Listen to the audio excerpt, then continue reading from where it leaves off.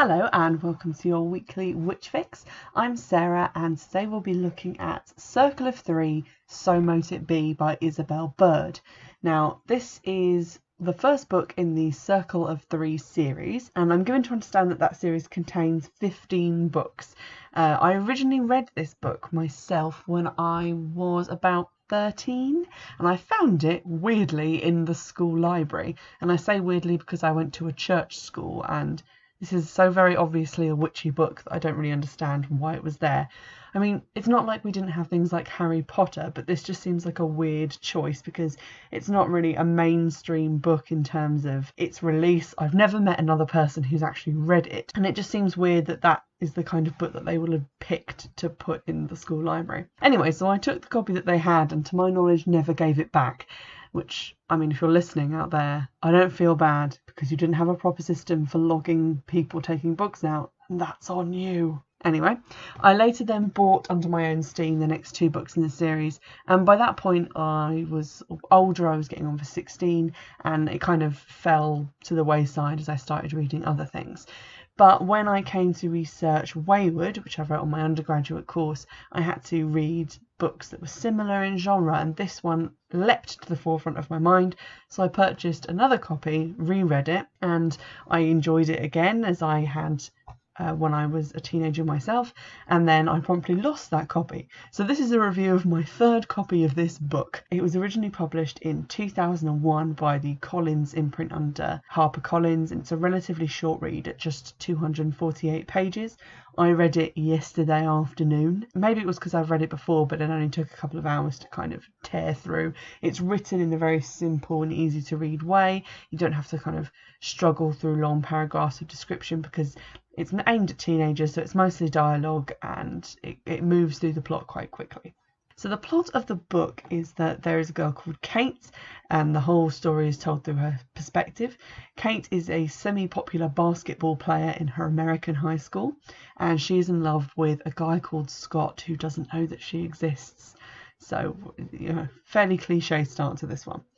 She gets assigned an essay topic on witchcraft persecution, and when she's researching this in the school library, she just kind of grabs every book that they have that's about witchcraft, and in doing so she picks up a basic kind of spell book, which are the kind that came out in the early 2000s, which are all very kind of like top 10 spells for teenage witches or various other sort of pop witchcraft. So she's sitting at home that night and she's reading through this book, and she gets this idea to do a spell to make this guy notice her, and she thinks, it probably won't work, it's just a bit of fun, but what if it did work? Wouldn't that be cool? So she performs the spell, and lo and behold, the next day he asks her to the school dance. So she's really excited by this. She goes home, she casts another spell to get good grades on her chemistry exam the next day. And she gets a 98 out of 100 on that chemistry exam. And it's all going great, and all of her problems are soon solved. Oh, except for the fact that in asking her out, the guy broke up with his sort of girlfriend. And in getting a high grade on that chemistry exam, she reset the curve, causing her best friend and several other people in the class to fail the exam. It's at this point that Kate realises that maybe she shouldn't have played around with witchcraft without knowing anything about it. So to try and reverse the things that she's done, she seeks out other people who have taken the book out of the library. And in doing so, we meet the other two main characters of the series. Annie, who is an orphaned book lover and science nerd, and Cooper, who wears vinyl pants, is kind of a rock chick, and whose grandmother was a witch but became estranged from Cooper's mother because of that fact, and so Cooper doesn't really know a lot about witchcraft aside from the fact that her gran was involved in it. The plot then basically centres on the three girls sharing their experiences of spells they did from the spell book and what went wrong and what sort of horrors were caused by it, and then they kind of put their heads together and visit their local occult shop to try and find a way to fix what they've done, and in the process they get closer. Obviously they form friendships, and it's generally just quite a sweet little book. What really drew me to it was the fact that obviously it's sort of Wicca in terms of the content, and it's not like fantasy witchcraft because nothing super magical happens. They just do rituals and then notice the results of them in the world around them. And that's quite interesting. I also like the way that they kind of jump in with this kind of pop witchcraft spell book, and then they kind of come to the conclusion, wait a minute, hang on, there's a lot more to this. There's a lot of personal responsibility involved. I shouldn't have done the things that I've done, and we're going to try and be a bit more serious about it and learn, which is kind of my experience with practicing Wicca. I got into it because of a magazine article that I read when I was like 12 that was like, oh my god, witchcraft is real, and it's like 15 years later now, and I know a lot more about it than I did from that first magazine article. The book kind of reminds me of The Craft movie, because obviously it has a high school setting. It has girls who are kind of from different backgrounds and different interests sort of brought together by witchcraft. They go to an occult shop which has kind of a wise, informative owner who's very kind to them and generally teaches them about witchcraft. But in relation to The Craft, it is very much more fact-based in Wicca, or at least in like early 2000s, explaining it to teenagers Wicca.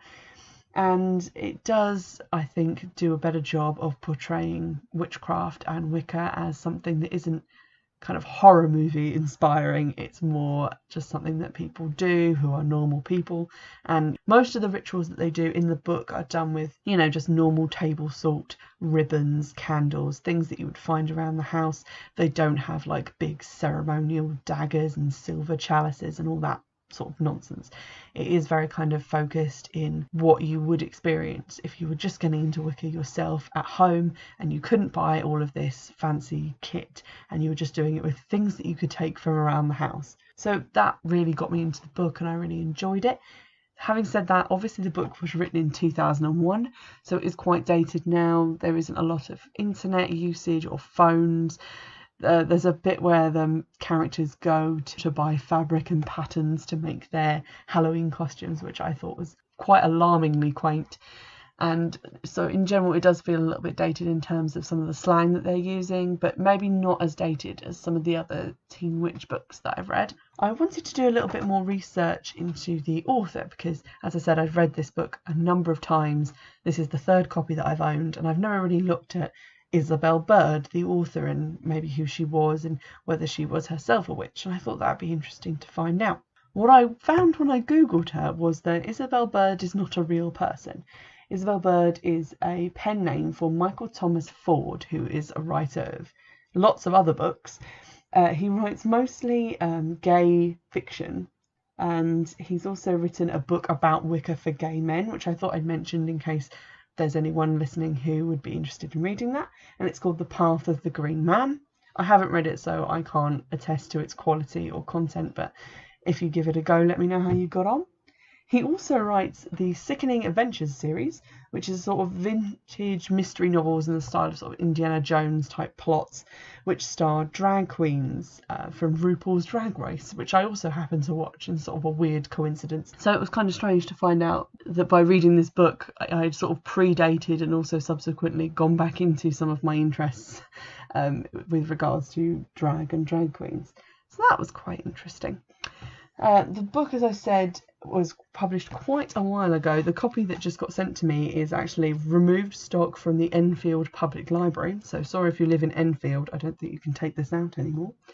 But because of this, copies are available on eBay for about £2 per book. You can buy all of the books as Kindle ebooks.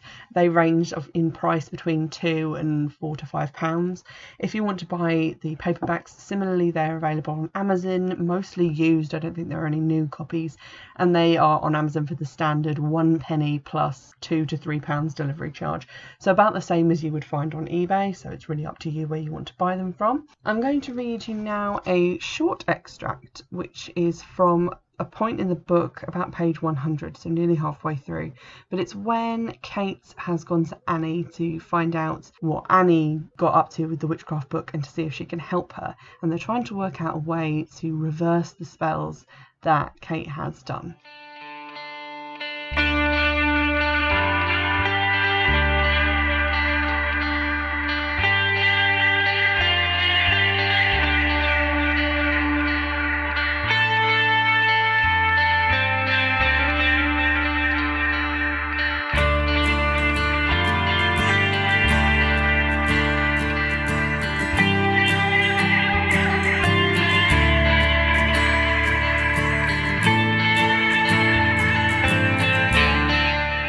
I haven't learned all that much about witchcraft, Annie said, but what I have learned is that you have to be careful. This is not something to play with. All sorts of things could happen.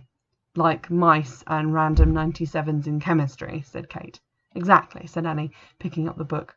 I haven't done any of the spells in here since mine backfired. Well, I can't just wait for my problems to go away or call a plumber or an exterminator to fix them, Kate said. I need to do something. There's got to be a spell in there for what will fix all of this. Annie began flipping through the book. I swore I wouldn't try any of this again, she said, but let's see what's in here. She flipped through the pages, looking at the spells and rejecting each one. Watching her, Kate got more and more anxious. Annie was her only hope, and if she couldn't find something that would help, Kate didn't know what she would do. But then Annie looked up at her. This might just do it, she said. What is it? Asked Kate excitedly. Well, it's not exactly what you're looking for, Annie said. It's a ritual for reversing bad luck, but I think it can be reworked a little to fit the occasion. Sounds good to me, said Kate. What do we need to do? We? Said Annie. What do you mean, we? I thought you were going to help me, Kate said. I did help you, Annie said. I found the spell, but don't expect me to do anything else. Come on, said Kate. You've got to. I can do it myself, but if we both do it, it'll be even better. No, said Annie, shaking her head emphatically. Not after last time. It might get rid of the last of those mice, Kate said, trying to coax her into cooperating. Annie groaned. Fine, she said. I'll do the spell with you, but that's it. Kate clapped her hands together triumphantly. Great, what do we need? Annie consulted the book. The usual, sounding as if she'd done spells 1,000 times. I think I have most of the things we need up here. She went over to her dresser and pulled open a drawer. There was all kinds of stuff inside. Annie pulled out a box of candles, some matches, a glass jar, and what looked like a metal bowl. She put everything on the floor in the middle of the room. I need to get some things from the kitchen and check on Meg, she said. I'll be right back. While Annie was gone, Kate took the candles and arranged them in a circle, just as she'd done when performing her own spells. The metal bowl turned out to be a small cauldron with 3 legs. Kate put it in the centre of the circle because that's where it seemed to belong. She put the glass jar next to it. It was filled with some kind of powder, but Kate didn't know what it was. When Annie came back a few minutes later, she looked at Kate's handiwork. Perfect, she said. Now put this in the circle too. She handed Kate a box of salt, an empty bowl, and a kitchen knife. Kate put the items next to the cauldron, while Annie turned out the lights and closed the curtains. With the room almost completely dark, it was hard for Kate to see anything at all, but Annie seemed to know her way around, and a moment later she was standing in the circle of candles with Kate. Shall we cast the circle? She said. Cast the circle? Kate said. You mean light the candles? That's only part of it, Annie said. You really didn't read any of the book, did you? Not the first half, Kate said. I kind of skipped right to the spell part. That's half of your problem right there, Annie said. Now, watch me. Lead on, Mouse Queen, Kate said. Annie turned and faced the front of the house. Bending down, she lit one of the candles. Then she raised the knife, holding it with both hands and pointing it out in front of her. East, she said. Creature of air, we ask that you come into our circle. What are you doing? Whispered Kate as Annie paused. I'm calling the directions. We invite them to the circle. Are they here? Asked Kate. She had no idea what Annie was talking about. This was the first she'd ever heard about inviting anyone or anything into the circle. Just listen, Annie said. Try to envision the elements as I call them. It's supposed to help. Kate shut her eyes and thought about air. She imagined wind surrounding her. She pictured herself floating in the sky, held up by invisible hands. She felt the wind on her face and beneath her body. It wasn't nearly as hard as she imagined it would be, and she was almost disappointed when Annie turned to her right and lit another candle. Do get in touch on Twitter @Witchfix or via email witchfixpodcast@gmail.com. And I'll see you all in the next episode. Bye!